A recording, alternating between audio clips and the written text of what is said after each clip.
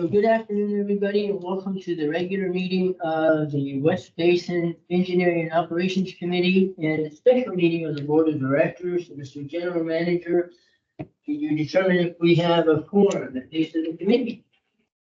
Happy to do so, Mr. Chairman. Director Harold Williams. Here. Chairman Desi Alvarez. Here. Director Don Deere. Director Gloria Gray. Director Scott Houston. Mr. Chairman, we do not have a quorum for the special board meeting. However, we do have the respective members of the Engineering and Operations Committee. Therefore, we are able to proceed with this meeting, and any actions taken by the committee will be forwarded to the board as requested. Okay, perfect. So we've done that. Do you have any public comments? Mr. Chairman, we have not received any requests for public comment, though this meeting is being held both in person and virtually. If there's any member of the public that would like to speak under public comment, please indicate so now. If you're in the room or if you're here virtually and you'd like to speak, please raise your virtual hand or raise your hand here in the building. Mr. Chairman, I do not see a request for public comment. So seeing none, we'll move on to presentations. Do you have any today? Staff has no presentations today. Right, so we're on to the action calendar. The first item is award agreement for owner's advisory services for phase one of the DCS replacement project. Mr. General Manager, please introduce that item. Yes, thank you very much, Mr. Chairman. This item does begin on packet page 3. And for this presentation, we do have Joel Blair, our engineering supervisor. This is John Benner's project. He's project manager on this project, so I apologize him not being able to be here today. He's done a lot of work planning this project, and today is the day where we'd really like to kick it off. We're through the planning phase and looking to go into the construction phase. So if you could please turn to packet page 11, where the presentation starts. So I'd like to go through the committee history really quickly on this project. So this started in 2020 when we awarded audit services.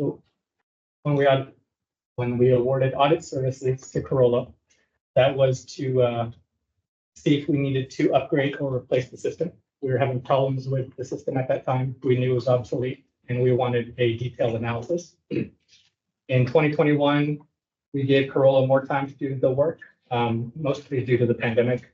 They needed to come out to the site to take a real good look at our systems, and we gave them an extension. And in September is when we got 3 really good detailed reports on the state of the system. And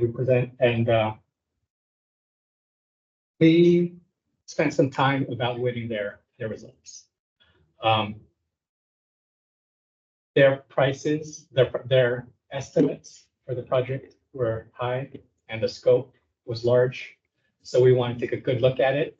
So between 21 and August of 2023, when we brought this to the E&O committee, we had gone through a very detailed internal analysis of the work there. We broke up the project into phases. We looked at what was really critical. We revised cost estimates. So last August, you saw us breaking this into a phased approach in a project review. That was info item last August. And then earlier this year in February, we presented the PDV approach, the progressive design build. That's an alternate delivery method that we brought to make this go quicker because there was a need. And we also wanted to be more involved in the design. We didn't necessarily want to hand this to a designer and have them do the entire design. And then once we put it on the street, technologies changed, prices changed. So we wanted progressive design build approach for this project. So we presented that in February. And then in March, we presented the owner's advisors RFP. So for this project, for the PDV project, we are recommending an owner's advisor. We need them to do a lot of the management of the process. So not so much the DCS details, but a lot more of making sure we are checking all the boxes on the PDV process, a process that we're new to, and also to protect the district. So we presented that in March, and today in June, we'd like to award a contract and really kick off the construction phase. On page 12, This is where John would say, you know, the SCADA system, the DCS system, it's the brains and central nervous system of our controls. So as was explained before, we have process level PLCs down at the motor actuated valves, at the membrane systems. Those are controlled by PLCs, and those are controlled up at a higher tier by controllers. The controllers manage multiple PLCs. And on top of that, we have the servers and we have the network that controls the entire system. So as you would say, a tree with branches, the process equipment as the so if we go to page 4, I'm sorry, 13 of the agenda package. This is where we show the results of that audit that was completed in 2021. So you can see that we have the red there showing the equipment that is obsolete, that needs replacement. And what we've done here is break up the entire system into 2 systems, the backbone systems and the process controls. We did some extensive analysis here, and what we found was most of our risk is in the backbone system. If we can fix just the backbone system, which is 30% of all the hardware, then we can really mitigate about 80% of the issues for the system. So this was a way for us to tackle the most critical pieces of the system at the lowest cost possible. And so we broke this up into the backbone system, and this is what we presented to you in August 2020. This phased approach. And on to packet page 14. So 14 shows the recent DCS failures in our system. And this is only for the backbone system, right? So now that we've broken the system up into the backbone and the process controls, we're focusing just on the backbone. And these are the issues we've had recently with just the backbone itself. And you'll see here some examples of problems we've had with the system. They've delayed projects. We've had costs that we've had to pay to consultants. These costs do not include the downtime, the loss of revenue from the sales that we've lost. These are repair costs that we've had to pay to the consultant. And with our current system, it's a proprietary system. So we are stuck essentially with one consultant who can do the work, the owner of the system. Just to highlight that in the past, we've had maybe one DCS issue every 6 months or every year. But now we're seeing, recently in the last 4 months, 3 failures. They're escalating, they're happening quickly, and they're really impacting our projects, especially the JM ones, as you're well aware. And on to page 15. So here is the progressive design and build approach. This was presented in February of 2024. In that E&O item, we discussed several delivery methods. We talked about sole sourcing the project. That would be giving our current vendor, the full scope of the backbone replacement. This would put us in a place where we would have a proprietary system again for the next 10, 20 years. But however, it is the quickest solution and it is the lowest cost solution. And then we looked at the more traditional design, bid, build delivery method, which would take the longest time and either a similar cost to PDB or a higher cost. And then we presented the PDB, the progressive design, build, delivery method. At the time, we had thought it would take 12 to 18 months. Now that we're looking at it, it's closer to 18 to 24 months that we're looking at. And the project is estimated to be from $10 to $12 million. The advantages of a PDB is we can, as I mentioned, be involved in the design process. We can really tailor the system to what we need it to be. We have the accelerated schedule versus other procurement methods, and we'll talk about this off-ramp that's available with the PDB. The disadvantages is we really don't know the price until we take this on. And while we're doing the PDB process, we will get cost estimates throughout the PDB.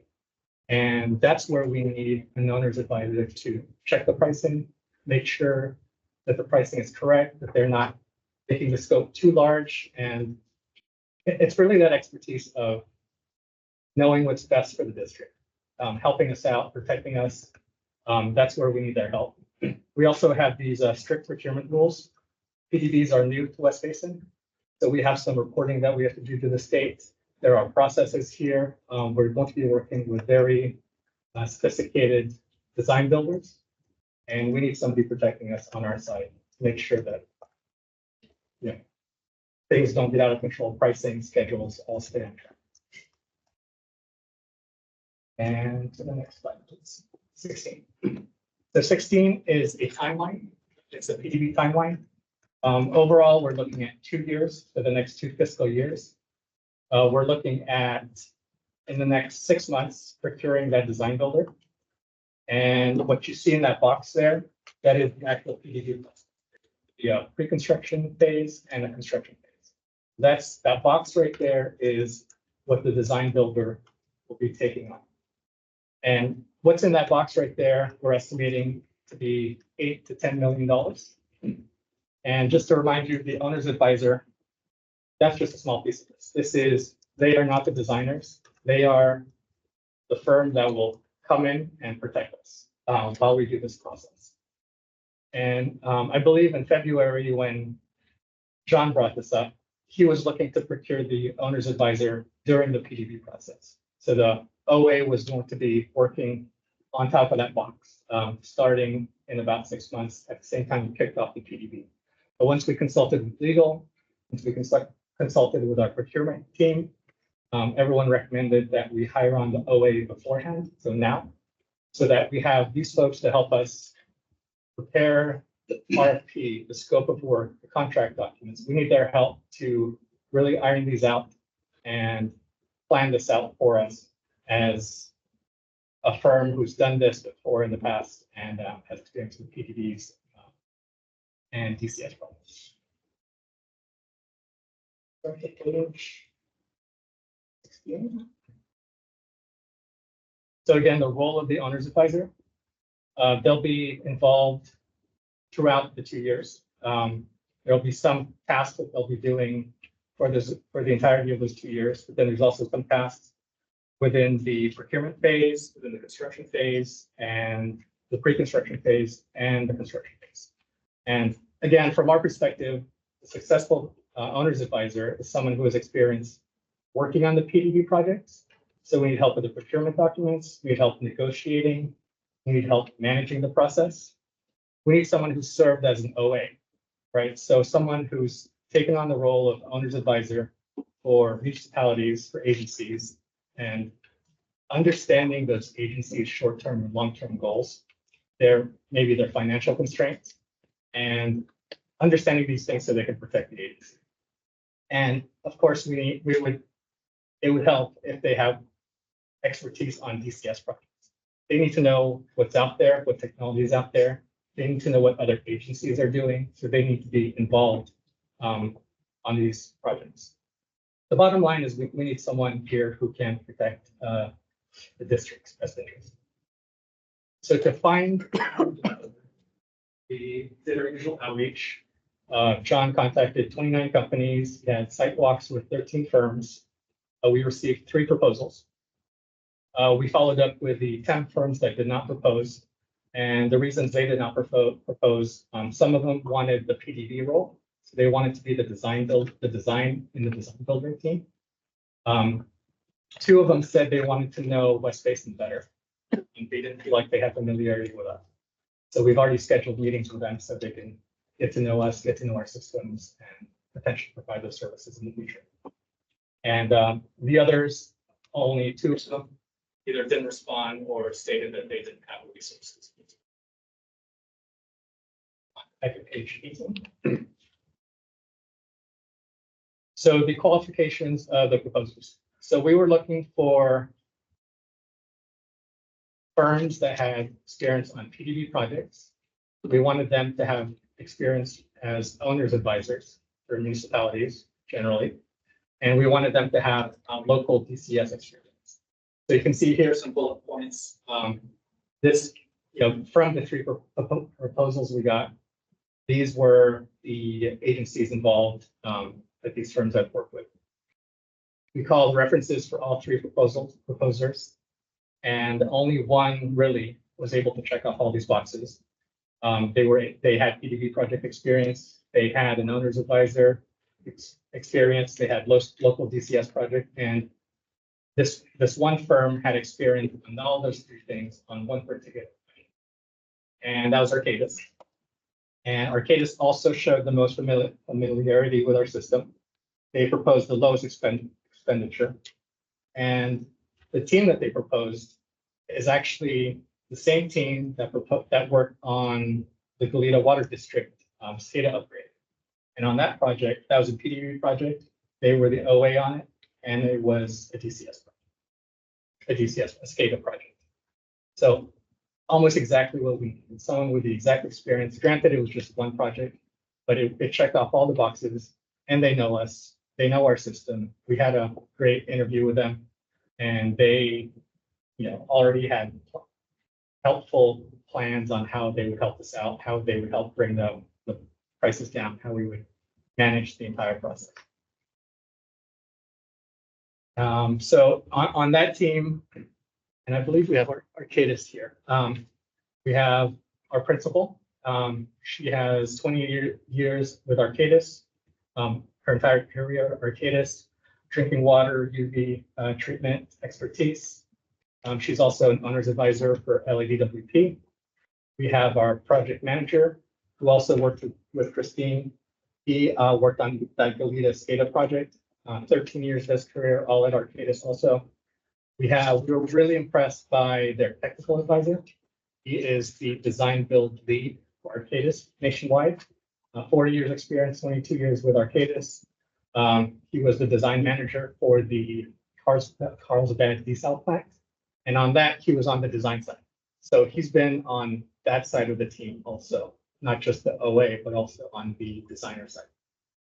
So this team together, these three members, they've worked together on 5 projects as the owner's advisor, and they have worked on 3 projects together as the design builder / person. And of course, Arcadis being a large firm, they also have great support, deep bench, and expertise for DCS, preparing performance specs, cost estimation, and what's been an issue recently is cybersecurity. Page 19. So finance. Our current project expenditure on this project is about $800,000, of which about $500,000 was spent on those initial audits. So the difference there, we generally spent staff time between 2020 and 2024 doing the internal analysis, making sure the planning was right. This fiscal year, we had $1.2 million. We've only spent about $60,000, mostly again for just internal analysis. This budget right here was initially meant as a stopgap measure as we were planning the full refurbishment. We were thinking, hey, our DCS system is on the edge. Let's start buying some DCS components and stockpiling them, make sure if something goes down, we can swap them out. As we started, looking for that equipment and pricing it out, the prices were going up and it was more difficult to get the parts. So we kind of transitioned into just going into the backbone refurbishment process. And again, it's a little confusing because we have multi-part PDB, but in general, this whole project there's a phase 1 and a phase 2. The first phase is about $12 million. It's just this backbone. And then there's a phase 2, which is $24 million, which is everything else, right? Changing all the PLCs for systems that we may not need in the future if we change the way things operate. So at this time, we're not recommending phase 2, that $24 million project.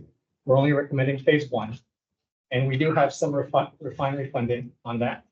We have about $800,000 secured, on which they're making fixed payments. In those agreements, we can also notify them of increases in the project pricing. So based on those 2 current agreements, can get up to $2.3 million total from the refineries on this project. And as you saw in the budget workshop meetings, the district expenditure, the district funding for this project in fiscal year 24-25 would be about 5.9 million. And on page 20, we have the next steps. So the next steps here would be to work with the owner's advisor. We would need the time from July and August to prepare the RFP, scope of work, contract. So at this time, we've prepared about 90% of the RFP internally and about 90% of the contract with our legal department's help. So those are pretty close. So we would need the owner's advisor to come in and make sure those are in line with the PDB process, make sure we're not missing anything that's required with that slightly cumbersome process. And then I believe the scope of work is approximately 30%. So that's when we would need the OA to come in and help us finish off that scope of work, make sure everything lines up with our goals. We would recommend the RFP for the PDB itself. That would be in September of this year, so a few more months. And then October to December of 2024 is when we would do the review, the proposal review, the negotiation, and the recommendation. And that's where we would really rely on the expertise from the OA, is to look out as what's necessary in the PDB contract. Making sure the scope is not too much. If the scope is too much, then the price will be too much. So we need to really identify the goals, and we need them to help us understand which proposal on the PDB side would help us execute this project the best. And then in March or April of 2025 is when we would present the 30% design and the 30% cost estimate. That cost estimate will be reviewed by the OA. So it won't just be the cost estimate from the design builder, but we will be checking it. And we will make sure that it lines up with our goals.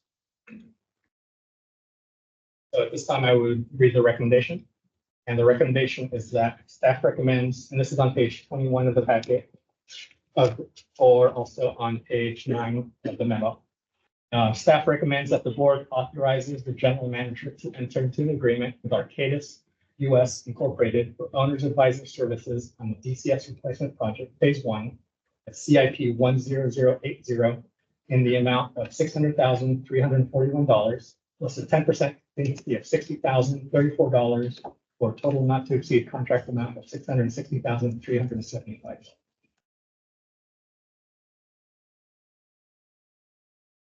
Thank you very much.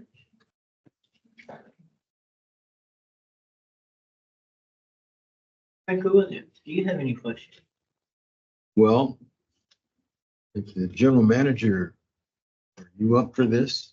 I'm very up for this. We've talked about the DCS replacement project for some time. This is crucial to our ongoing effort to deliver recycled water. I'm very satisfied with the process. We've had several conversations internally about that process, about including outside agencies as far as the selection. You can see there that there are two significantly competitive bids. The scoring was not too far off.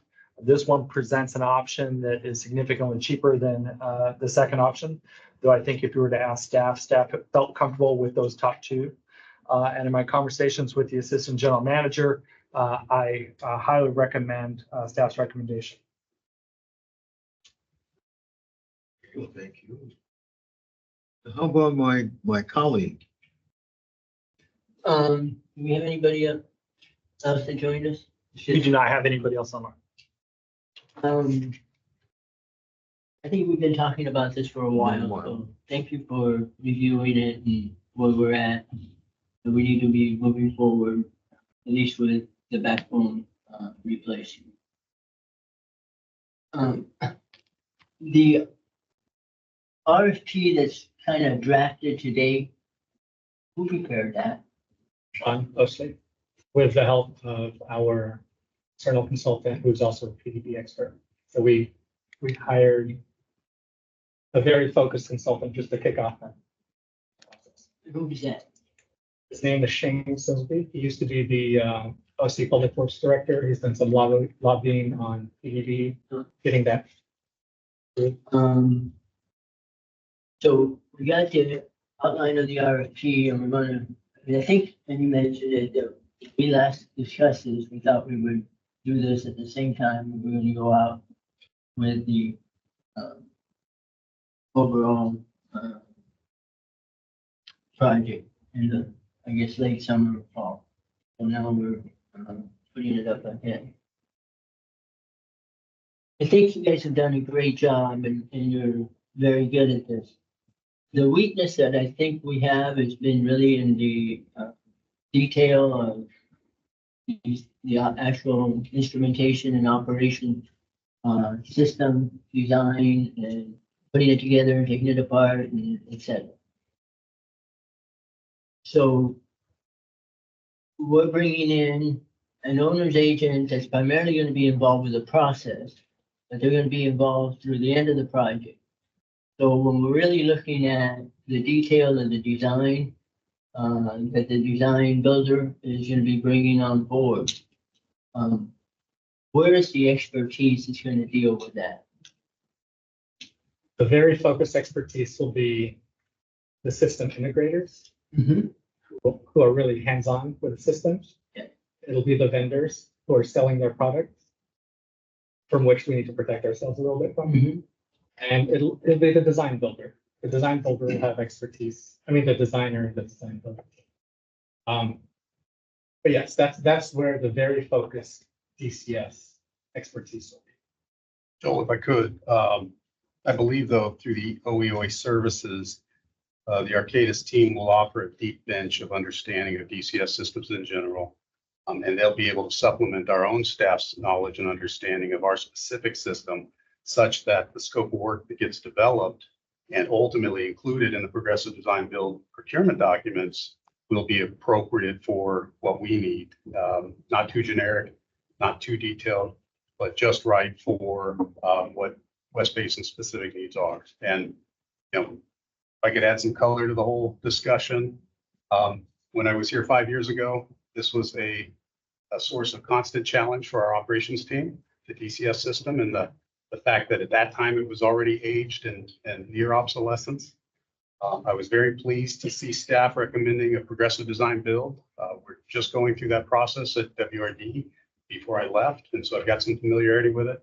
And I do think that our needs in the DCS realm are line up quite well with the progressive design build process, allowing us both to have that expertise on design and implementation, joined at the hip, so to speak, during the process, but also giving the board an off-ramp such that if the design looks too expensive to ultimately pull the trigger on, the board can opt not to move forward with construction.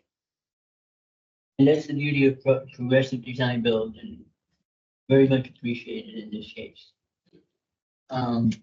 So, but when we get down to the design part, we're being recommended to proceed with the design and the evaluation of that and that system integrator aspect or integration aspect, which I think is where we, in the past and in the present, have the greatest need to be really able to evaluate the situation. Where is that expertise going to come from?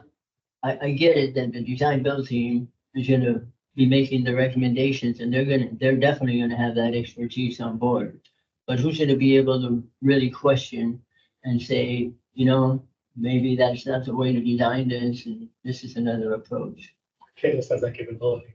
We have, Sorry? Arcadis has that capability. We have talked to them and they have, you know, shown us their experts nationwide. I believe their foremost expert is not in California, he's in New York. He would be, That's not good. but it's something we could do remotely. And In terms of whoever is going to be the project manager on this, is that individual a instrumentation individual that has system integration experience, programming experience, development experience, hands-on that I can say, no, you're going to do it. So let me suggest that I believe he's in the room. So why don't we let him answer that question for himself? Greg, MMR? Thanks. To answer your question directly, I'm not a SCADA expert, but as a project manager in the water districts, I was able to bring in our technical experts to make sure they're interfacing directly with the team, make sure they understand that all the needs that y'all would have, and give that like quality assurance, quality control over what the design builder is proposing.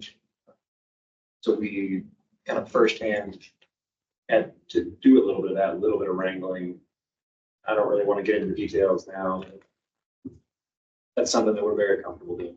And let me suggest, Director, that I think in this case, that's exactly what we need, right? We don't need necessarily a quarterback that's going to deliver the ball at every step. We need a coach that's going to make sure that all the players and pieces on the field are in the right locations. And that's exactly what this Arcadis team is bringing. They just do the work.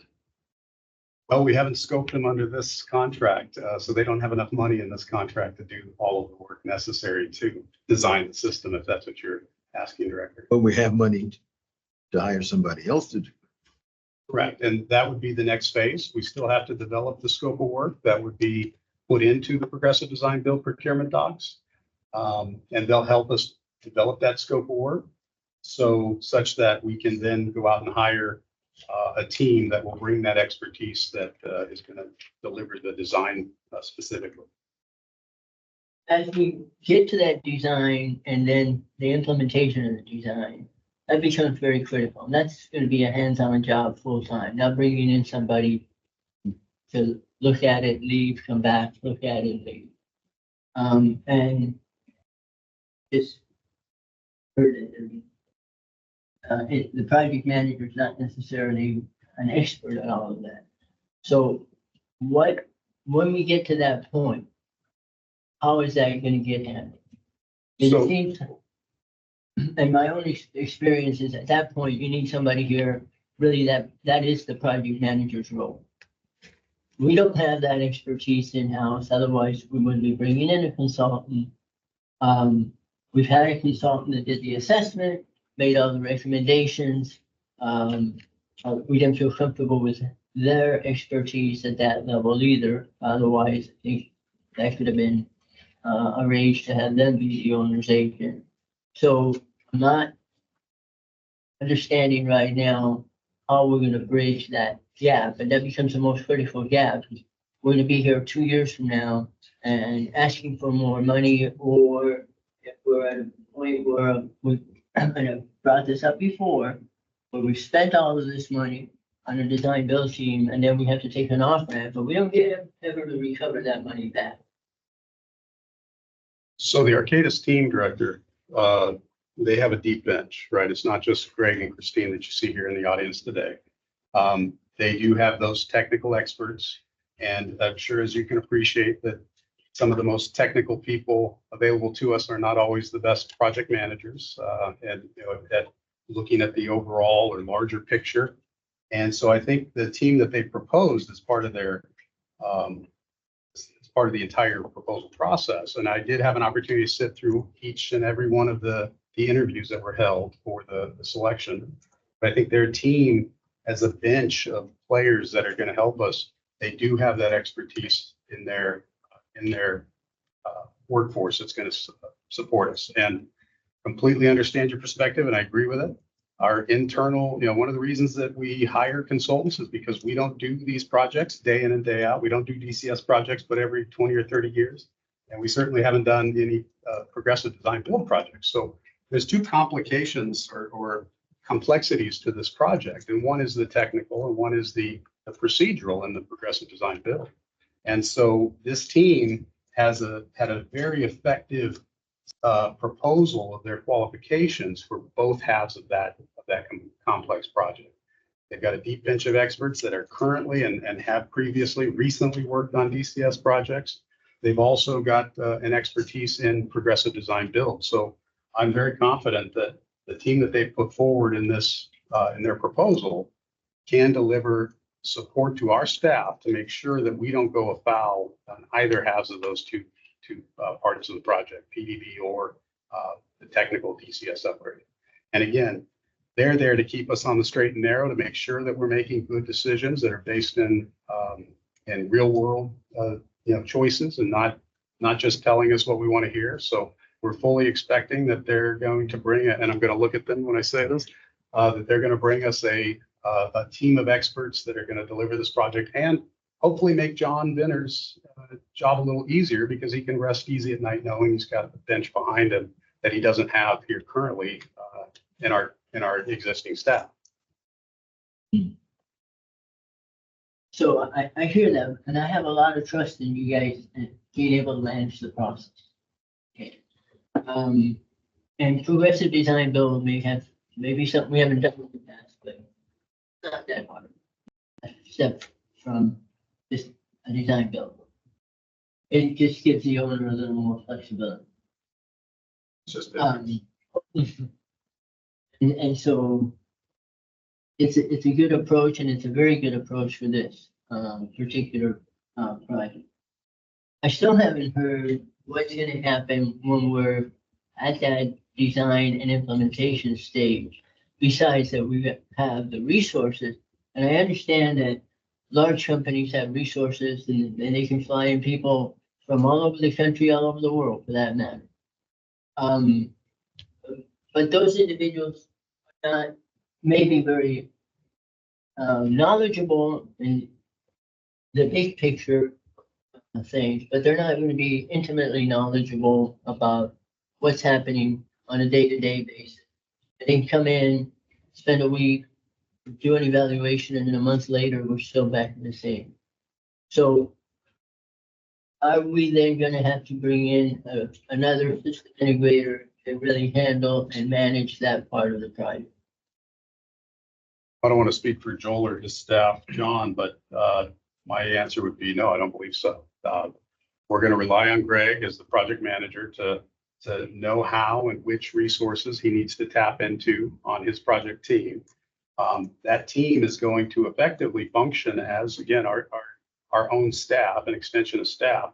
And when it comes time to decide who or what expertise needs to review certain portions of the design, or eventually certain submittals for the construction project, we're going to rely on those individuals with that critical knowledge and skill set to do so on our behalf, right? To be looking at those designs or submittals on our behalf.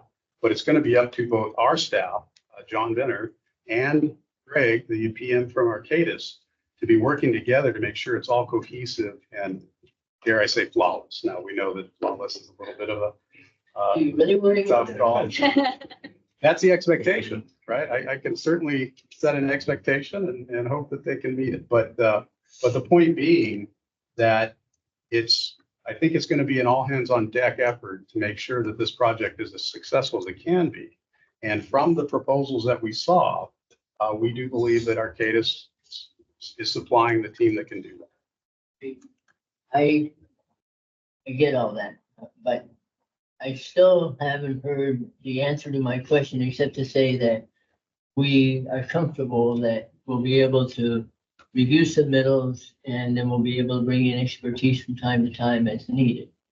I'm more concerned that, yeah, we reviewed the submittals, approved submittals, we're now in the full implementation phase. And that, for these types of projects, at least in my experience, has been the area where I get into the most problematic, because things happen, people do things and deliver a product, and you're not quite sure what you're getting until after everything's done. So the evaluation of that implementation is the question I keep repeating in different forms here, but that I keep coming back to, is who is going to be looking at that? So you want a specific name from the? No, I want to know, I have that individual is going to be here 24/7 if they have to. Well, I think that's, yeah, you you have a specific name or? It's gonna be John. I'd like to hear from Christine, who is, the client manager, really the principal in charge, who will, have these assurances for us. Yes, of course. So we'd have it be a two-pronged approach, Director. We have, You need to speak up a Oh, little bit. sorry, The sorry. acoustics in this room, if they haven't told you, and I have to speak up oh, too, okay. are horrible. Okay. So we have national resources that are based all over the country. We have experts in Arizona that have the experience of all the different DCS that you might be considering.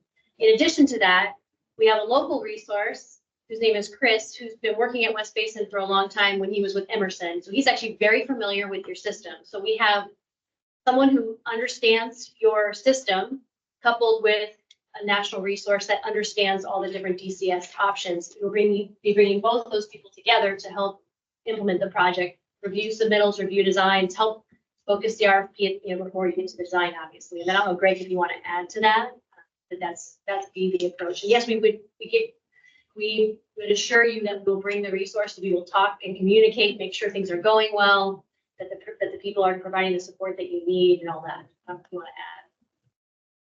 I was just gonna add that Chris is doing a very similar role with the district. He's comfortable, he understands, the interplay between the design builder, the owner's agent, and the end client. So he's gonna slide right into that role. Okay, so Chris or a Chris type person will be moving in, if I can use that phraseology, or taking an active role at that design implementation phase. And he'll be the person overseeing it, whether it's Chris or somebody else. People do move around quite a bit, especially today. So maybe you can, and maybe those resumes, I have not seen the proposal. I would appreciate seeing the proposals and the expertise in that particular area. Because I know in the past, and in my own personal experience, that becomes a real critical area, and without the right expertise, things do go awry, and sometimes you discover them soon, sometimes you don't discover them until everything's done, and you signed off on things, and all of a sudden, things aren't working quite the way you thought they were gonna work. Understood, Director. That is always a challenge with every project and something that we have to try to safeguard against as much as we can. Turnover, especially in today's market, people are moving from company to company. I know that firsthand. And so, I think the gentleman that was supplied in the proposal looks top notch. He used to work for Emerson, as was mentioned, that our current system supplier.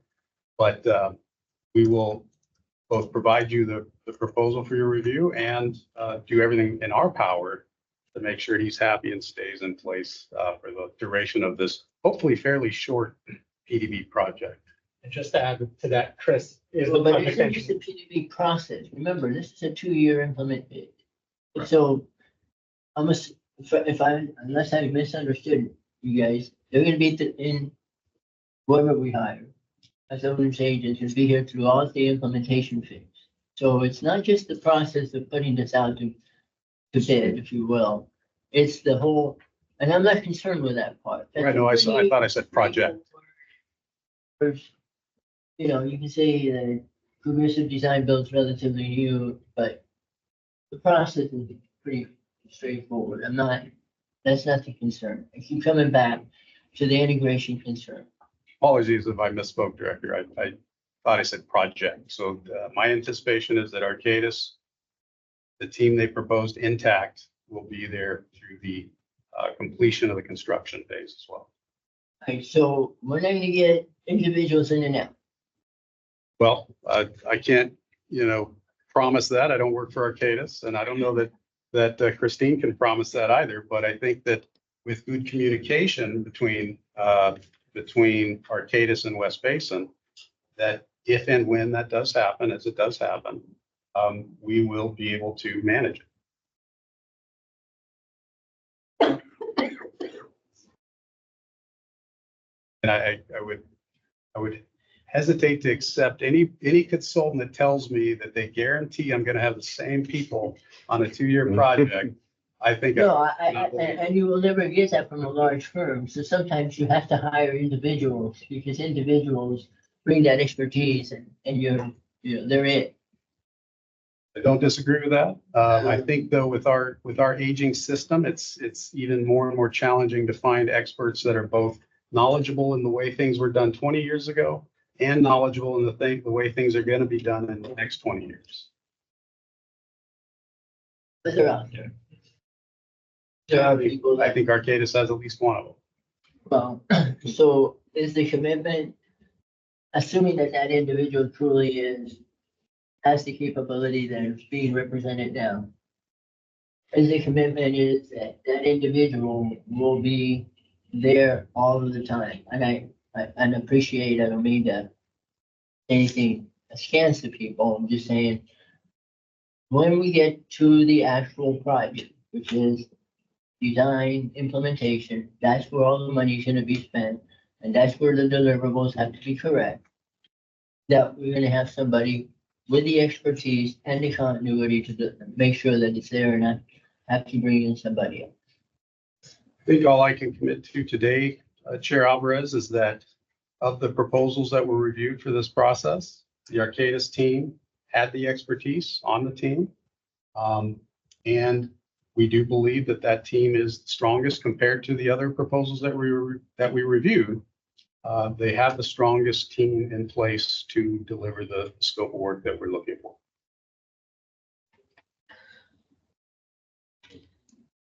Yes, of the firms that you've interviewed that submitted proposals, they have the strongest team. We agree. We're back to the same question that I'll try to rephrase again. Is that team include that expertise in that design implementation phase through the end of the project? And is that all in the existing proposal, not to be coming back for, well, yes, we have that expertise, we need to supplement, we need to do some other things. I'll let Joel answer that yes or no question. Go ahead. Yes, Chris is a project engineer proposed in the org chart that was given here. Chris is also currently working on the solids project. So he's already involved. He's already had to switch gears as we progress this project, and that changes the solids project. So he's already showed his commitment to West Basin and his expertise.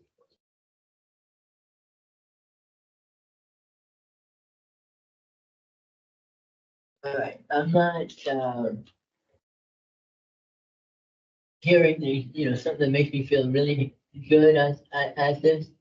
I guess I would, ask for two things. I would ask that we have a further discussion and maybe an evaluation and on the expertise of that person. I don't want to mention names per se here, but of that individual, and we can look at that and then come back with a certainty that that's going to be guaranteed and now switch out. And maybe you need to look at, We can certainly review, I don't know. we can certainly review the resumes with you, Director. I don't know that we nor Arcadis can give an absolute guarantee about what Chris or anyone else in their company holds in their future career, right?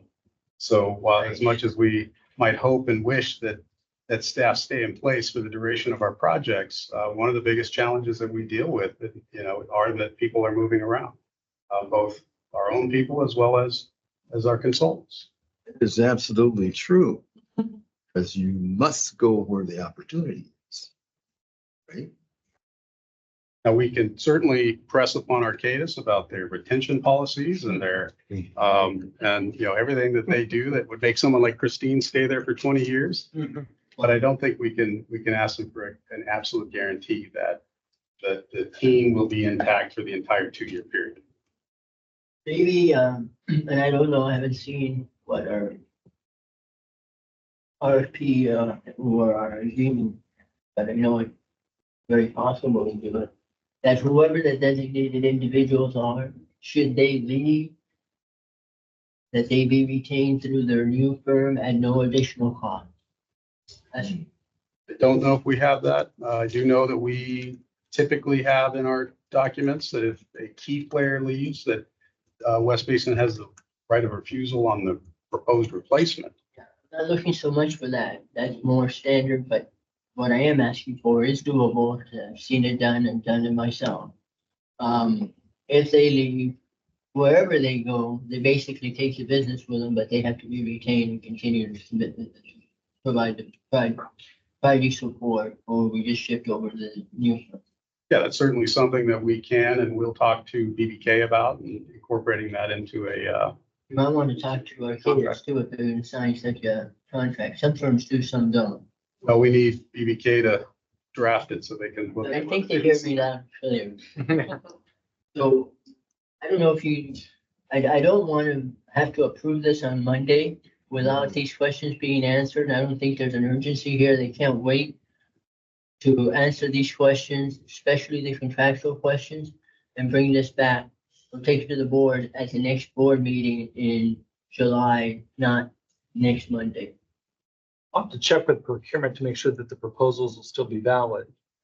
For the day will be. And then let me check on the legality, because I understand what you're asking for contractually. I just don't understand yet the details, because I don't know if that could be upheld. So It's doable. It's been done. I have no doubt that it's been done. But the question would be if an individual chose to leave, if you could require that individual to do this work. Individual anyway, but what you can do, if that individual chooses to leave and doesn't leave to go move to Timbuktu, and says, hey, I'd so be willing to support the project, that individual can be retained. Either through a separate contract or through the contract that currently serves the district, and they just have to retain that firm that individual left to for. Yeah, It's very doable. It's been done. I mean, pull out agreements to that effect if you guys need them, but well, we've done that here. I don't know if it was a contractual obligation, but during the original EIR for ocean desalination process, the company that started the EIR had a key player, the project manager, leave, and we retained him, and I won't mention names of companies or players, yes, but best not to do that. he left to go to another company, and we tried to ultimately retain his involvement, his continuity in the project. Ultimately, he did find that his new company had other ideas for how he was going to spend his time, and I believe you may recall that as a consequence, someone else ultimately delivered the completed EIR as a company, a different company entirely. So it can happen. It does happen successfully out there, but there are limitations. Can we ask if So- Arcadis has done that? Maybe we can try to work all that out. That's why I said you're not going to do it in a day, which is today's 13th, tomorrow's Friday, and the agenda's going to go up. So my request of staff and general managers, I think we could put out quite a few things that need to be worked out. There is no urgency whether this is approved on Monday or 4 weeks from Monday.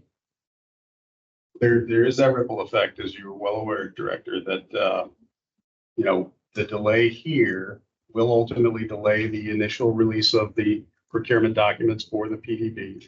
And whatever that subsequent time impact is, it will also ripple all the way to the completion of construction. I'm not quite sure I'm 100% in agreement with that statement that they should cost that much of a delay. We're still going to be able to go out in the fall for the progressive design build RFP. We will be able to meet the schedule. Oftentimes, when you're pressed for time and speed, it's done so at the risk of quality. So that I don't have to tell you that. I know you're well aware of the implications. So we will follow this direction of the committee. So if you're okay with that, Director Williams, deciding can go to the board in July instead of June, and they can just address some of these questions in between. Well, I'm not sure that I understand that there's not a problem was the timing. Staff's position is that this project has been delayed on numerous occasions for numerous reasons. I understand the director's perspective that a month here is not that big of a deal. It's the month on many months. Yes, we can bring this back. But I do stand by my recommendation. I do stand by the process. I do stand by the selection of the team through this process. I'm very satisfied with the work.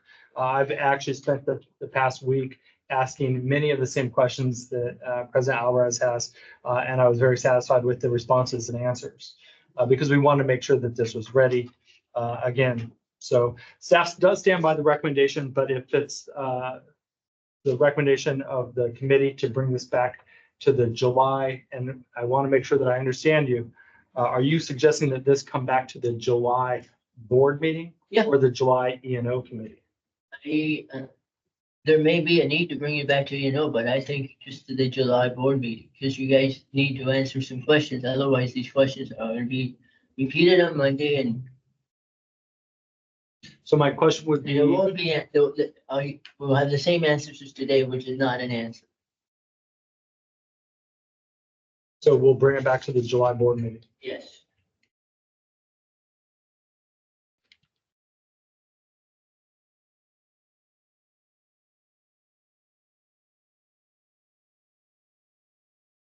Okay.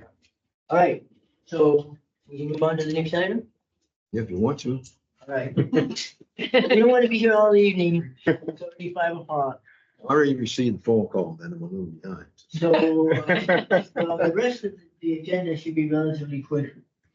The next item is approval and agreement with the city of Inglewood to provide water to and relocate facilities for the Inglewood Transit Connector project. So, Mr. General Manager, would you introduce that item, please? Yes, thank you very much, Mr. Chairman. This item does begin on packet page 24. And for this presentation, we do have Orlando Rodriguez. Engineer. Thank you, EJ. Good afternoon, Chairman Alvarez and members of the committee. As EJ mentioned, please turn to page 24 of the agenda packet for a copy of the staff report. You could also find a location map of the project on page 25 of the agenda packet, and then a copy of the agreement itself on page 26 of the agenda packet. So first, I'd like to start off with some background information on the Inglewood Transit Connector project itself. The project is a 1.6 mile long, 3-station, fully elevated, electrically powered, automated transit system that will address critical first and last mile gap by connecting passengers directly from the Metro K-Line's downtown Inglewood station to new housing and employment services. This includes the Forum Stadium, the SoFi Stadium, Hollywood Park, and then the upcoming Intuit Dome. The city reached out to West Basin staff earlier this year, and during the preliminary design process, they have identified segments along the ITC alignment where modifications and or relocations of recycled water facilities need to be performed, as well as new pipeline extensions and surface laterals for the irrigation of new landscape areas that they're proposing, not only along parkways and medians, but also at those 3 stations that they're proposing for the project. In coordination with West Basin's legal counsel, staff have developed agreement W3125. Some of the requirements of the agreement involve the recycled water construction drawings shall be reviewed by staff and approved before construction. Construction of the new pipeline, as well as laterals, shall be inspected by staff and third-party inspectors on our behalf. The developer, or in this case, sorry, I misspoke, the city shall fully reimburse West Basin for all staff, consultant, third-party inspections that are incurred by us during the project's timeline. And the preliminary cost for that at this time is about $220,000. And then also, the city shall fully comply with all recycled water use requirements. The difference here on this particular agreement that I wanted to add is that usually we tend to enter these once final design is complete. But at this time, only the preliminary design has been completed. The city has applied to the FTA, the Federal Transit Authority, for federal funds for the project. And the FTA is requiring that the city enter into these agreements now to receive that federal funding.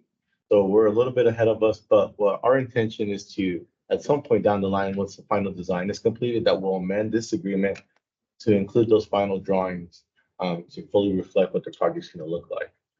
So in this case, upon completion of the project, which is standard on a lot of these projects, is that the developer or the city will pay for all repairs, replacement, and so forth for a 12-month period of warranty. And then after that, West Basin will take ownership of the facilities that are constructed by this project itself. So with that, I would like to read the recommendation. Staff recommends that the board authorize the general manager to execute agreement W3125 with the city of Inglewood for the Inglewood Transit Connector project. And with that, I would be happy to answer any questions. Do you have any questions? No, I have none. Okay, so this is just an extension or relocation or both? Both. So Mention. the final design is incomplete, but in the agreement, you'll see they have right-of-way plans where they anticipate the alignment to go through. But just based off of that conceptually, they see where some of these like structural elements are going to be located. So there's like airbags, blow-offs and things like that. There's an existing 36-inch pipeline on Prairie where there's some of this project alignment will be at. So they'll relocate some of that out of the way. But if you look at, if you don't mind, because they're going to packet page 25. Sorry, and the location map. There you go.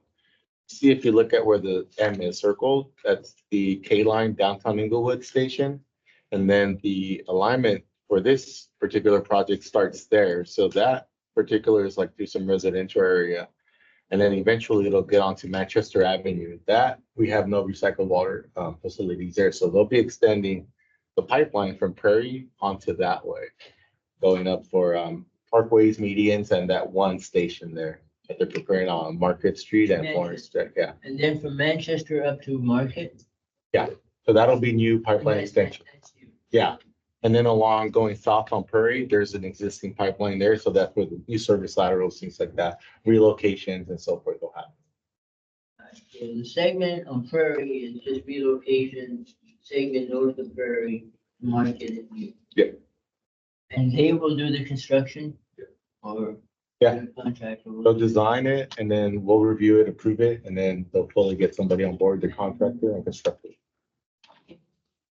So we're just getting reimbursed for all our time. Yeah. Any other questions, Director Williams? Nope. Okay. We'll move this to the board on Monday. And we'll move on to the next item, which is the award of the agreement for microbiological analytical reporting and courier services. Yes, thank you very Mr. much. Gannon, Yes, this item does begin on packet page 84. And for this presentation, we do have Mitchell Miralay, our water quality and environmental compliance analyst. Thank you, EJ. Good afternoon, Chairman Alvarez and members of the board. I'm here today to present the action item on page 84 of your packet to enter into an agreement for microbiological analytical reporting and courier services. Microbiological monitoring is required to satisfy the conditions of two permits, the advanced treated barrier permit and the tertiary treated Title 22 recycled water permit. The permits are issued by the Los Angeles Regional Water Quality Control Board and require these analyses to be performed by a laboratory with ELAB certification. The permit conditions include daily, weekly, and quarterly sampling for microbiological analysis. Both the barrier and Title 22 permits require daily grab samples until called for to demonstrate that the recycled water produced has been adequately disinfected. Additionally, microbiology samples are also collected for the Title 22 distribution system and 11 groundwater monitoring wells. The analysis are performed using standard methods 9-2-2-1 multiple tube fermentation technique with a 2 mpm per 100 milliliter detection limit and have a short holding time of 8 hours. This means that samples need to be collected, processed, delivered, and analyzed within 8 hours, or the test results are invalid and can result in a violation. If total coliform is detected and confirmed in the sample, further analysis for fecal coliform and E. coli are performed to determine a possible source of bacteria. In addition, process control, microbiological sampling, and analysis for heterotrophic plate count using standard method 9251B are important performance indicators to gauge the effectiveness of the treatment process. The current microbiological contract is currently provided by Michelson Laboratories Incorporated and expires on June 30th, 2024. An RFP was issued on May 1st, 2024, and 2 eLab certified laboratories submitted proposals: Eurofin Eaton Analytic LLC and Michelson Laboratories Incorporated. Table 1 presented in your packets on page 85 shows the evaluation results and the cost breakdown for each laboratory shown on page 87 and 88 of your packets. I will now read the recommendation. That the board authorizes the general manager to enter into an agreement with Eurofin Eaton Analytical LLC for microbiological and analytical reporting and courier services for a 1-year term in the amount of $144,850,000 plus 10% contingency for a total not to exceed the amount of $159,296.50, and an option to extend the contract for an additional 1-year agreement under the same proposed prices. Happy to answer any questions you may have. Thank you. Director Williams, do you have any questions? No, I don't. So why do we need to have an eLab? An eLab certification is for laboratories required to conduct these microbiology analysis. It's stated in the permits that That's we. because of the permit. Yes. So this is our compliance, these are compliance samples. So it's not necessarily a process control where we can just get a rounded out number. We need an actual number to satisfy our purpose.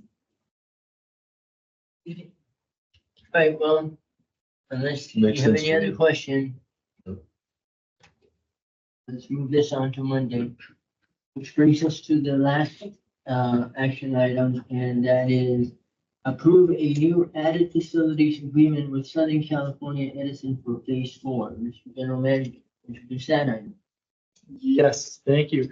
Item 5D will begin on packet page 89. And for this presentation, we have Jason Cohn, our operations analyst. Thanks, EJ.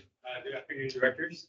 West Basin has a few added facility agreements, or AFAs, with Southern California Edison, or SCE, as you know them, for various transformers, switches, and cables for the ECL recycling facility.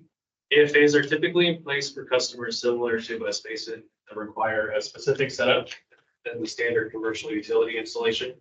And in this case, it's part of the phase 4 expansion 20 years ago. SCE provided an additional secondary 16 kV electrical supply, coupled with 4 differently sized transformers, a pad mounted switch, and over 3,000 feet of cable per West Basin specifications. And to clarify, SCE still owns and maintains this equipment, but because it is specific for West Basin and not a typical installation, we previously paid SCE an initial capital cost to install. Furthermore, if there were any issues that required replacement, our current agreement with SCE would cover that, and our monthly charge partially pays for that replacement coverage. The initial term of the agreement was for 20 years and expires next April. As you are aware, we've experienced a couple instances where our other AFAs on the primary 66 kV and electrical supply have proved to be extremely valuable. And there were 2 events with rodents shorting out high voltage equipment, which incurred some extensive costs for SCE to replace damaged components, especially during the middle of the night.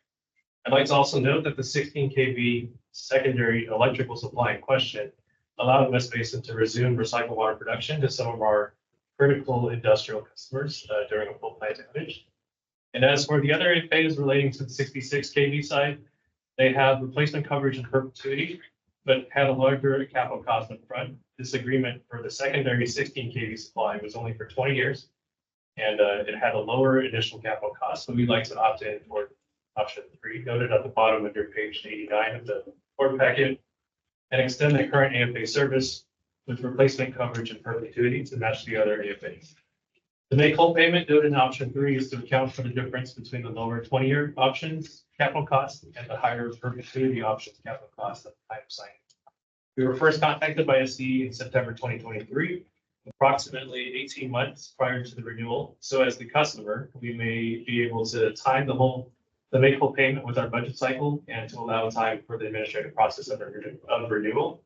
More importantly, SCE recognizes that the amount of the make-whole payment requires our board's consideration as well. As such, this item is related to our energy initiatives update back in October. Committee and staff conducted an internal review of the renewal as well as alternatives with numerous questions to SCE back and forth in the following months, as well as an additional review of the contract with legal in April and May.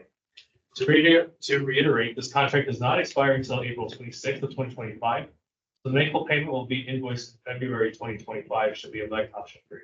With that, I'd like to read the recommendation and answer any questions after. That the board authorize the general manager to enter into a new added facilities agreement with Southern California Edison Company, including replacement coverage in perpetuity and a one-time make-whole payment in the amount of $77,806 to Southern California Edison Company. Okay, Director Williams, any questions? No. So if the only reason we're making the payment is for having the in perpetuity option, and if it's not in perpetuity, it's for 20 years. Well, the 20-year would end. So if you look at the other different options, what you're comparing is option 2 and option 3. Option 2 doesn't have the make-whole payment, so we would be paying for the replacement coverage at the time of replacement. Option 3 has a replacement coverage, which then we would pay now or in February 2025. And there would be no cost at the time of replacement. This equipment was installed quite a long time ago, so we anticipate a replacement is soon. Yes, sometimes no. Sometimes yes, sometimes no, but it's been some time. All right, so if you're fine and Yeah, move this forward, and you're not gonna, we're not going to be invoiced till February sometime. That's correct.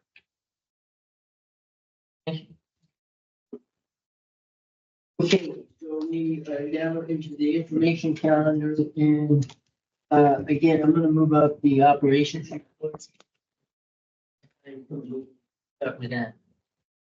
Yes, thank you very much, Mr. Chairman. The monthly operations report does begin on packet page 139. For this presentation, we have a team of individuals here. We have Uzi Daniel, Manager of Operations, Jamie Malke, the Water Quality and Environmental Compliance Supervisor, Frank Fuchs, our Operations Supervisor. Thank you, EJ. Good afternoon, directors. I'll start us off and with the quick update on page 139, as we know, as EJ noted, and be filling in for Susanna. She has little feet, so I could fill her shoes, but I will not fill them in expertise. But I'll get to that in a bit here. I did want to highlight a few things. Good news. We got our anti-degradation policy accepted by the regulators. So we will be moving forward on a number of projects. There are a few conditions, but we're all good to move forward. And even got the regulators to sort of get a stakeholders group back together on a larger project. Also some very successful, the distribution team, and I won't steal too much thunder from Frank. And next month, we'll get a great highlight of what occurred. Or EJ, am I stealing your GM update?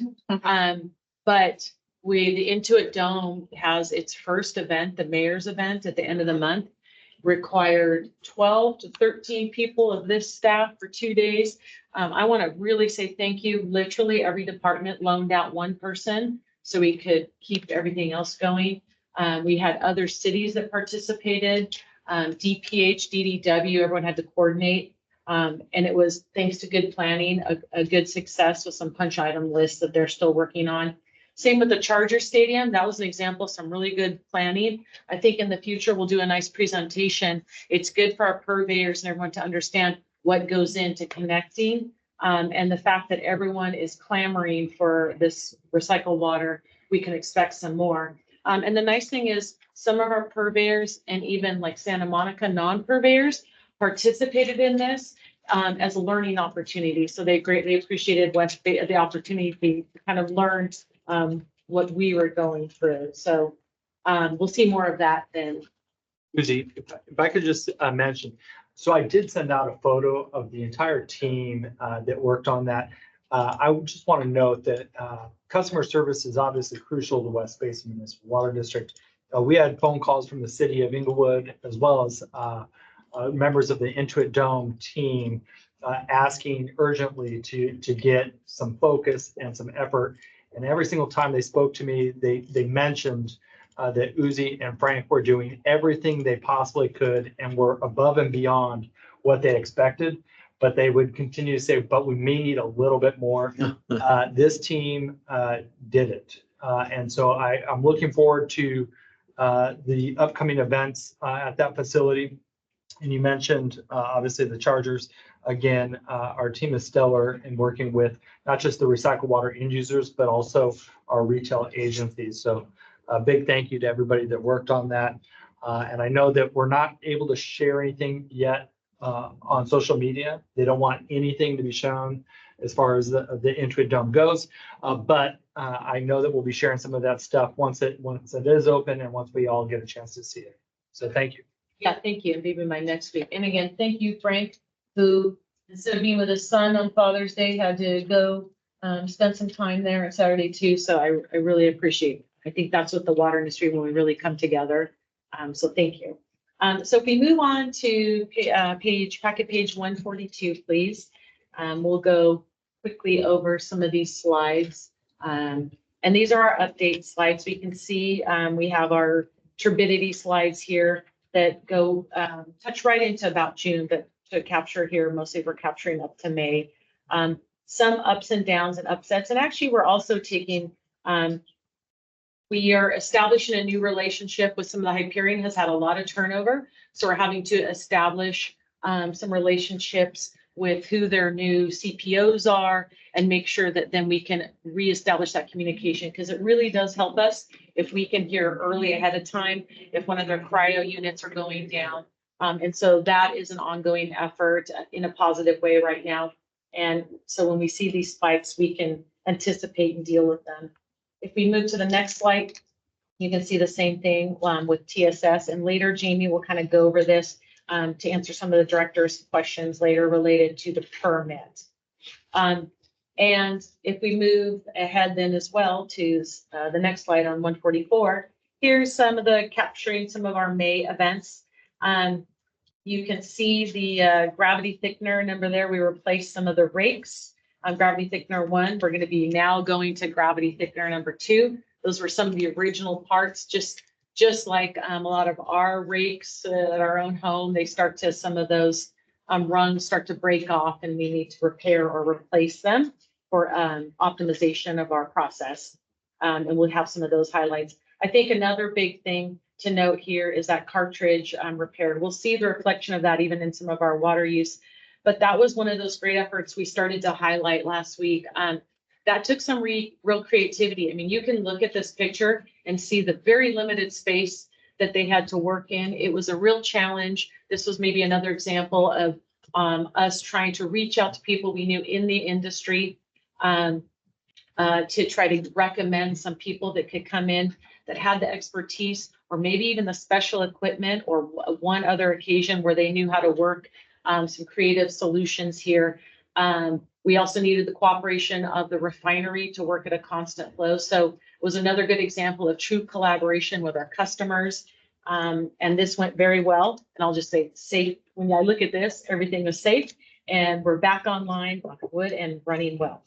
If we move to the next slide here, I know some of these can be duplicates for some of the directors on recycled water sales, but we could see sort of a comparison overall for the month of May. And I think if we move to the next table, we get a nice picture of what we budgeted sort of per product here. I will note that on Title 22, that isn't because of any downtime or lack of even for Chevron of production per customer request. That is mostly due to still some of the green and wet season and people. I think this summer we'll see a lot of that pick back up again. Maybe some added use by that fill station. In addition, the barrier, we finally are getting some of those signer units in. We are repairing those. We've done a lot of pinning. I actually got to see with the pins. I thought, I'll be honest, I didn't know, but they are like a pin.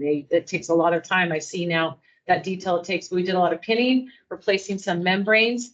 The barrier was increased yesterday up to 5. We're intending to move it to 6 possibly by tomorrow. And then by the end of the, towards the end of the month, have it to 8, which is currently what our customer was asking for. And then we'll start to work with them again to see when we can keep ramping that up as we install more of the membranes, get more of those blocks, and get back ramp up to production.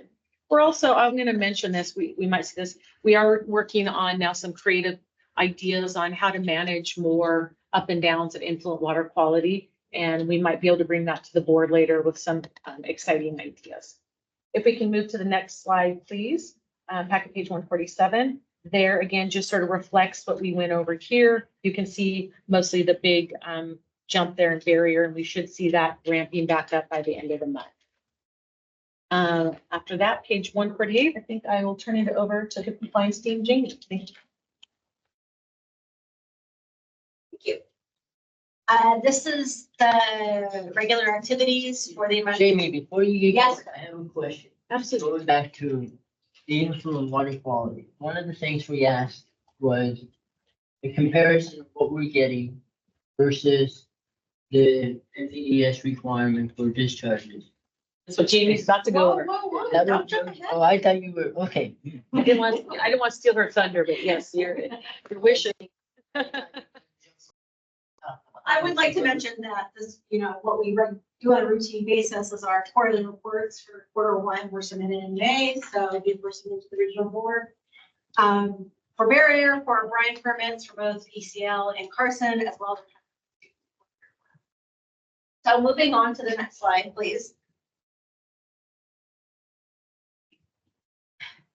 Oh, you cannot see that very well. So this is a comparison between what the Hyperion, their permit limits are for discharging into the ocean versus our requirements for effluent. Excuse me, influent. So Hyperion is, these are all listed. There's BOD, TSS, oil and grease, soluble solids, so on and so on. The differences in the colors are the lighter blue on top. Those were ongoing since the 2017 permit. The ones that were added most recently for the 2023 permit are located on the bottom. Those included copper, chlorine residual, and TCBB equivalents. The requirements are for both mass-based as well as concentration-based. How this relates to our requirements. We have some specific requirements. We have requirements, inflow requirements for ammonia, TSS, and turbidity. While they sample BOD, we sample carbonaceous BOD, so it's a little subset. So we don't have any limits for that. Or we don't have a comparison, excuse me. For TSS, the barrier requires us to take daily composite samples for TSS. And there is a monthly average limit of 30 milligrams per liter, which is similar to what Hyperion.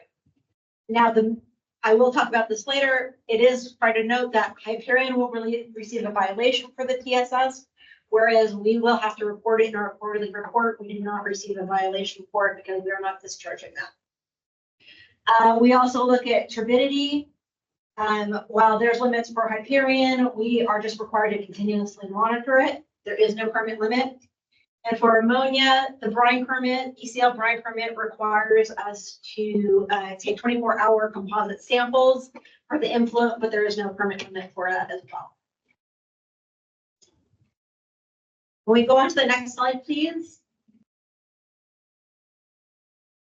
Page 150. This is a comparison going back to the spill back in 2021. Of our Hyperion effluent versus ECL influent for ammonia. The limit for ammonia for Hyperion is 58 milligrams per liter. We pretty much stayed under that.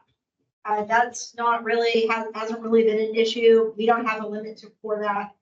Out of 38 months on record, we were, Hyperion was higher in 5 of them. You can kind of see it's noted mostly on, or 2021, where you see the spill. Then we have another rain event in 2022 that contribute to these differences. So question. Yes. The blue line is our influent quality Correct. and the orange brown line is Hyperion effluent. effluent for their permit Yes, or for their Yes. performance. for their readings, I think, their sample data. So since we get our influent Mhm. from Hyperion, Yes, looks like they have two streams. they do. Why do we get the poor quality stream? Good question. You don't need to answer. Thank It's like, keep going.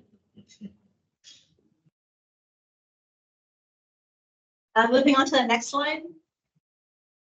Page 151. Now this is the difference, same data, but for TSS. So we're looking at Hyperion's effluent versus our influent.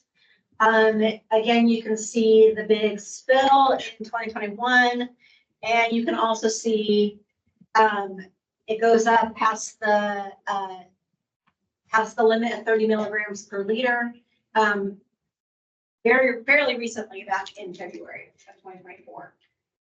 Again, we have not received violations for these because this is not something we're discharging, but we do have to continually monitor it and adjust our treatment for it. Nearly 70% of the time, ECL receives higher TSS than what is reported for Hyperion.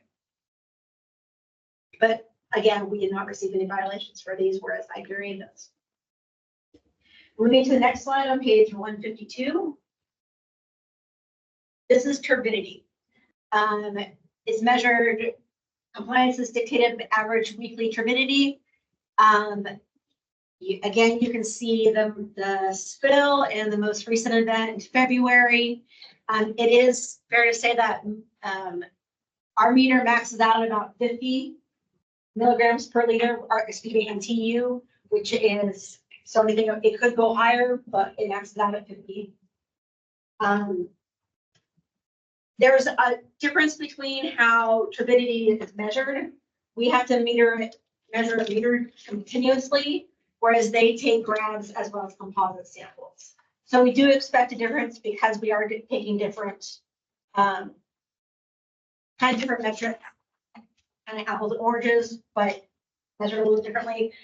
But yes, we are continuously higher in turbidity compared to. We continuously get a poor quality water than they discharge. Per their permit. I will say we From the continuously same get. Moving on to the next slide, page 153. So here's a summary of the violations that Hyperion has received. So regarding the Hyperion spill back in 2021, they received about 73 violations.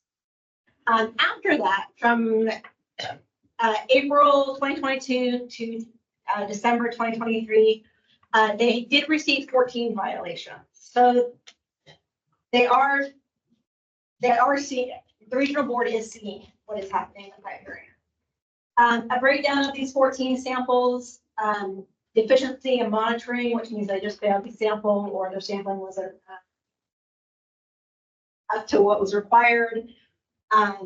One was for chronic toxicity, which means that they passed their chronic toxicity testing. And then 5 of these were effluent violations for pollutant ones. Category 1s are pollutant ones are things like BOD, TSS, and aluminum and nitrate, which pose an immediate and substantial threat to water quality. Moving on to the next slide. So these years more recently. So this is for the first quarter of 2024. And we see that they continue to have some violations. Deficiency in monitoring, so they failed to sample, chronic toxicity, they do a lot of toxicity testing, so that's reasonable. 25 effluent violations for category 1 pollutants, which are BOD, TSS, and solids. 2 effluent violations for category 2 pollutants, which are in this case copper. Category 2 poses a moderate threat to water quality.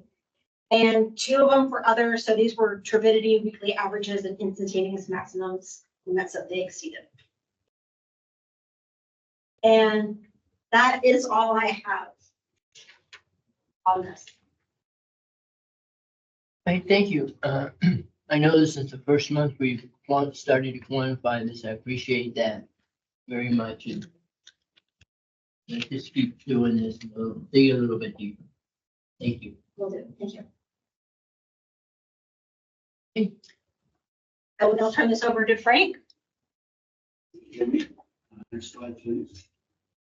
This is our monthly potable water customer service update. There haven't been any major changes since last month. I do just want to highlight the WB23A project. There are some ongoing discussions with Golden State Water and Metropolitan Water District regarding the agreement.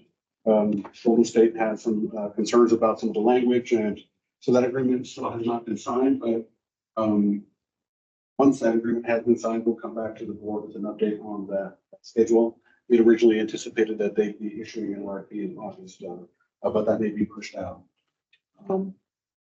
Next slide, please. This is our monthly update for potable water sales for May. The total sales for May were 7,238 acre feet compared to a budget of 8,042. 804 acre feet, or 11% difference. Next slide. And this is again our recycled water distribution system activities update. Just wanted to highlight a couple of items. We did conduct some spot chlorination on the distribution system near the SoFi Stadium. They were experiencing low chlorine residuals. So that included adding, injecting chlorine in the air valve and then flushing. There is we call a flush station where we can put recycled water into the sewer system to help improve the water quality. So that was conducted in early May. And then we also had an air valve service line that was hit on Alta Boulevard near Douglas Street earlier this year. That was isolated, but our work was implemented this month. Those are the 2 photographs on the left. So that work was implemented without any issues. Next slide, please. Also wanted to report to the board that in October of last year, the city of Manhattan Beach had reported several voids on Aviation Boulevard. The city had contracted a company to conduct an analysis throughout the streets to identify any voids. And so they had identified several voids near a recycled water pipeline on Aviation Boulevard, just north of Manhattan Beach Boulevard, but they'd also identified voids that were not near our pipeline. So they approached us and said, well, we believe this may be due to a recycled water leak. And so we instructed Inframark to go and conduct a leak investigation. Basically going out to the site and reviewing different services to ensure there weren't any leaks. But in addition to that, we also had Inframark excavate at one of the voids just to ensure that there wasn't a leak. They didn't find any recycled water leak. And so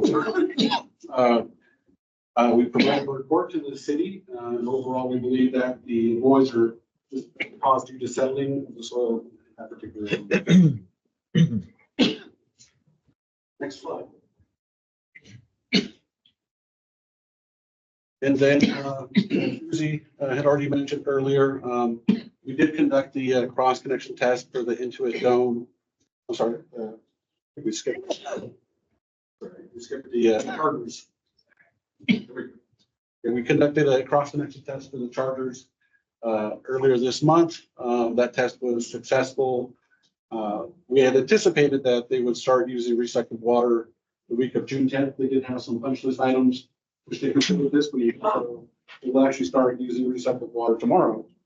And that we estimated that would be 20 acre feet per year of recycled water demand. That size. To the next slide. And then again, we also conducted the cross-connection test for the Intuit Dome in Inglewood. The challenge for this site or this cross-connection test was that the Intuit Dome, they needed to have this cross-connection test done by the end of the month. And when they approached us earlier this month, they still had not completed the construction of the irrigation system. That's part of the area. These photos reflect part of the areas of the irrigation construction. So they instructed their irrigation contractor to install the irrigation system as quickly as possible. We're fortunate that we were able to get enough staff to conduct the cross-connection test. The test involved going through all of the water fixtures for the entire arena, all the irrigation system, and then go through that in different phases. Connection. So with all the staff that we were able to get, there's a total of 21 staff, 21 people total overall that conducted the test, but we had 11 West Basin staff and several volunteers from different departments that were able to help us accomplish this. And overall, the cross-connection test was completed. It was successful. We didn't have a cross-connection. And so there are still some pending punch list items, but we'll be working with the Intuit Dome to get them connected to reset the water. And they'll be able to get their temporary certificate of occupancy before the end of the month so they can start using the facility. Our update, and have to answer any questions. Thank you. We all done? Yes, sir. You have any questions? No, thank you. Okay, so we'll move on to the engineering. Yes, thank you very much, Mr. Chairman. Item 6A, the monthly engineer report, also has a team of individuals here. We have Eric Owens, our Assistant General Manager, Veronica Govea, our Engineering Supervisor, and Joel Blair, our other Engineer Supervisor. Thank you, Mr. General Manager. Good afternoon or evening again, directors. In the interest of time, I will request our staff, both Veronica and Joel, to touch on the highlights of the three projects that they're going to cover today. 'Tis the season for vacations, so you've got me instead of Barkev and Joel instead of his project management staff presenting today. Before I let Veronica loose on this, I do want to mention that just as an informative item in the action item or the look ahead for July, staff will be discussing a contract extension of the nitrified and boiler feed with Torrance, just to allow us continued time for negotiating a longer term contract. As I understand it, that will synchronize quite well with a contract that the city and the refinery have together. And so we'll see that coming very soon. Those contracts, as a reminder, are anticipated or actually scheduled to expire in August. And with that, I will turn it over to Veronica for the Palos Verdes Recycled Water Pipeline updates. Good afternoon, Chairman Alvarez, Director Williams. If you can please follow me to package page 112. So this is a slide that you have seen in the past, and it seems like there's not much movement there. However, I want to say that this slide doesn't do any justice to the project, as we are actually almost close to complete the pipeline portion of the project. I do have another slide that you will see the progress. However, this slide right now reflects what contractually we have with the contractor as a completion date of March 22nd, 2024. As I have mentioned in the past, we are in the process of reviewing change orders or requests for change orders. And until we finish our negotiations, we can establish a number of days that are actually valid in regards to time extension and any other, changes. You can please follow me to the next page. The next page is just basically a summary of the project statuses on construction costs, request for information and submittals. And yes, the contract is still behind, their payment request. We just approved another $700,000 invoice that is not reflected on this particular summary. In the next page, you can see some of the pictures for the Torrance Utili Road. This is a location where we did directional drilling. So that was successfully completed in May. And the next page is pictures of Eastern Montana. As you might recall, a section of this whole street was actually closed because there was a slope failure back in February. However, we were able to work with the city, and the city allowed us to come in and do some installation on this particular location. After this was done, and the city did allow us to come in a little bit more into that street, and we are almost done with that street. We're gonna have only like 1,000 feet left of pipeline installation once they have demobilized from the area. And I will show you in that picture that comes up next what that section will be. In the next page, on package 116, you see basically two pipelines. One is the intake pipeline that is going to the pump station, and the other one is the discharge pipeline that is coming out of it. So this is a pipeline that is basically coming out from ANSA going into the pump station location that is on the south portion of the Lago Seco. The next page. Okay, so this is a page that basically gives you the overall picture of how much pipeline has been completed. The yellow portion or the yellow highlighted area is pipeline that has been already installed.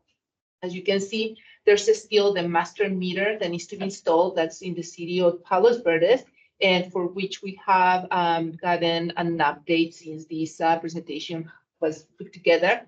The Southern California Gas Company will come in to do the relocation next week. So following that, we are going to be able to follow up with the master meter, and that will complete that portion of the work in the city of Palos Verdes state.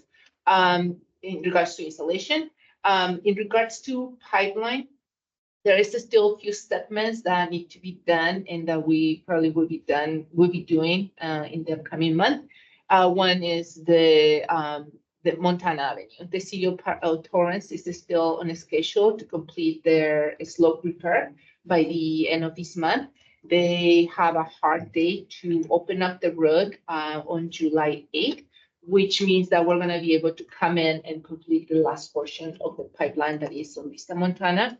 That portion, we were able to move a little bit more into Vista Montana, provided the city had that area closed and we were able to coordinate with them. However, there's a portion of the pipeline that basically is being used, of the street that is also being used as the detour that the city has been using. And by us coming in, that means that we will have to close that area. So that's why those areas are still pending. So we're talking about like less than 1,000 feet of pipeline that we're gonna have to install after the city demobilizes the site. So we'll be able to complete that fairly quickly. And the other location is basically the tie-in at Calle Mayor and ANSA. So basically, in regards to pipeline installation, those are the areas that are that just need to be completed, tie-in. And other activities that are still ongoing is basically pressure testing, paving, slow resealing, striping the street. Next slide, please. This is just a status on the PLA. So right now we are meeting both our local and apprenticeship program, and address is it's shy of the 5%, is at 4.8% from our goals. To the next slide. The next one, please. So this is just the pump station. As you might recall, we have two contractors. One contractor is Blois for the pipeline, and for the pump station, we have Arnaz Construction. And on Arnaz, we have been working with the city of Torrance to get the permit released. And we were able to finally get a quote for the permit, and we had cut the check, and we're in the process of getting all that finalized, which means that the contractor, during this meantime, the contractor has been submitting shop drawing submittals and has been already placing their orders. Some of those materials do have a long lead time to get those delivered. But basically, those are things that are ongoing. We had, as I mentioned before, our meeting with unions back in February 8, 2024, where unions do come in and basically claim the type of work that they will be doing. Our completion expectations right now is November 17th. This is per contract. However, there is still a verification on some of the switch gear equipment that the vendor has mentioned that there is a delay. However, we haven't seen something physically in writing. So until we get that in writing, we will know exactly what they mean. So with that, the next slide, please. I believe it's just the summary of, the pump station construction. Again, just like on the pipeline, this just summarizes the overall the statuses of the pipeline. Again, because the contractor hasn't really done much construction except like chapter one submittals, paying for permits and other mobilization items, they have only invoiced $100,000. The next slide is just for a standard template on the budget. And with this, I'll pass it on to Joe Black. Again, Director Williams, do you have any questions on the TV pipeline? Well, thank you. The pump station should be done in November of this year. For contract, yes. We have not received like a physical letter yet from a vendor telling us whether, there's a delay on the switchgear or not. However, there is some kind of, comments that we have received from the contractor. But again, until we see something in writing, we can then verify what the date is, if there's. And the pipeline is gonna be done when?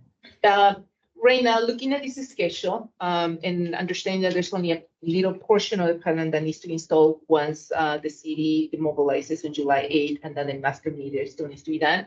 So our anticipation is we're gonna be done in August of this year. So that's a little bit later than we had anticipated. Yes. Is there any cost associated with that?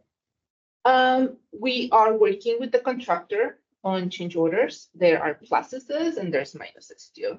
So I think we are within our budget at this point. So it's, we're working on those items. So potentially you have change orders pending. We do have change orders pending, yes. And what magnitude are we looking at? Well, there's information that is missing from those change orders. So that has been one of the challenges too, that there has been there's a lot of backup information that needs to be included. There's also some other items on our bid schedule that have not been, needed to be used. So we're gonna be able to get credits as well. I think everything is basically going to be stabilized on regards to the budget.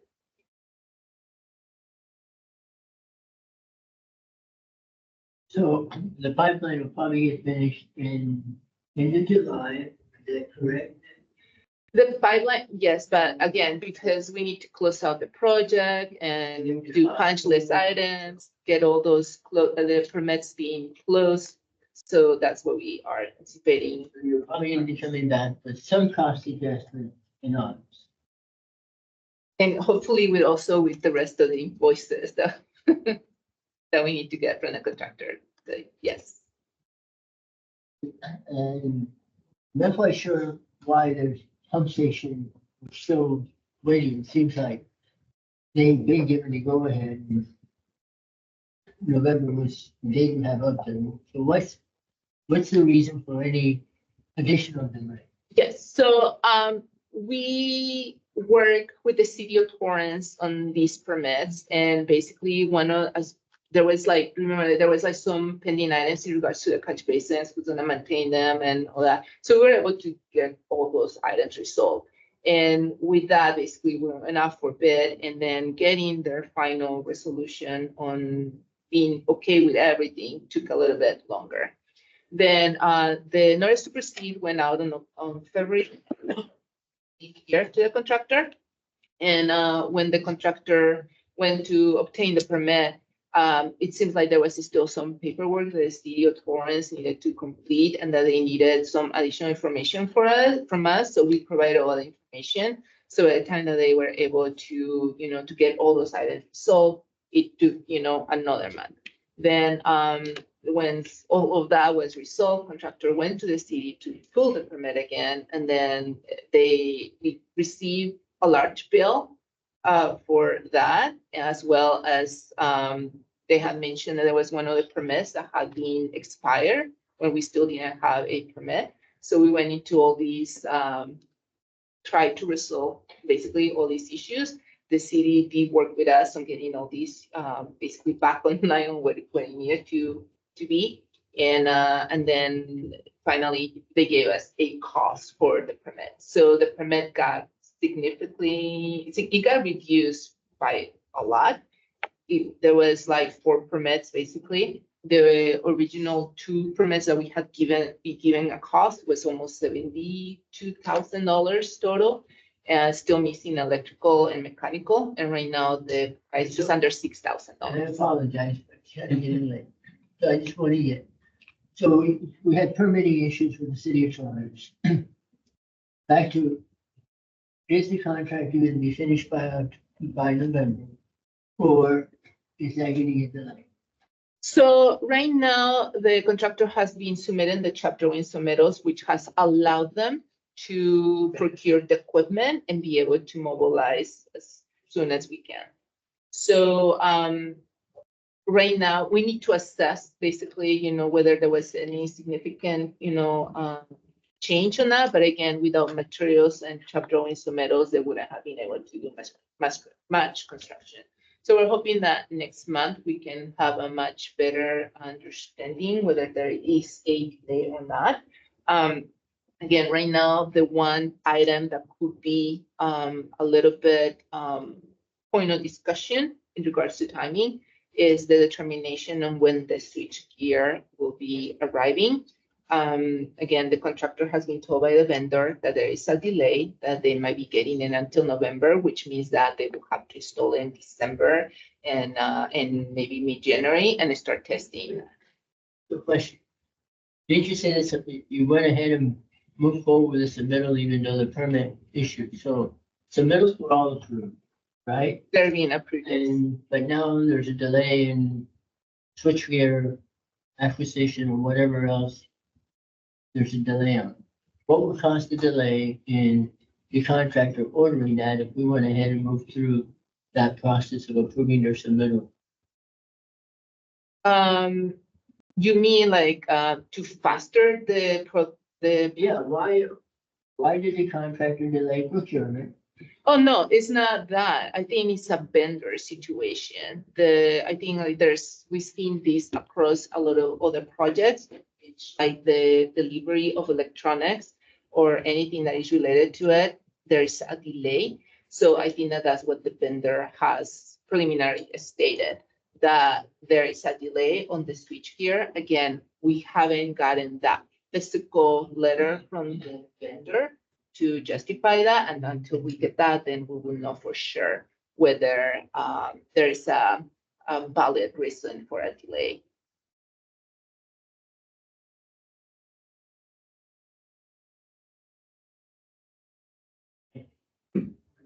The Carson Phase 2 expansion update starts on page 123. As you know, we are in the commissioning phase. So the outline of the commissioning phase is on page 127. The good news recently is the DCS issues are mainly resolved, and we are now in the middle of loop checks. So loop checks was supposed to be the last thing we had to do before starting this 30-day test. The not so great news is, sorry? The not so great news is we have found a couple of leaks. So we have some leaks to fix. But after we do that, then we will start the 30-day test. That'll be the last milestone. And the contractor did bring an additional electrical subcontractor to help push this along. Questions on Carson before I move to the Solids project? Wait, move to the song. And the Solids project starts on page 129. The status on that is we did receive the 90% design package. We hired the construction manager to do the constructability review with us. So that'll happen in the first couple of weeks of July. And we'll bring it back to the board for for that, for the completion of the design. and the posting.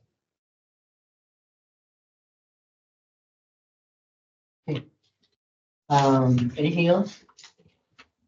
If Director Williams, you don't have any other questions? No, I don't. Thank you much. And do you have any general comments you want to leave us with this evening? None other than thanks for all the work that you do. A very good job. Thank you. So likewise, thank you all, and this meeting is adjourned. Thank you, everyone.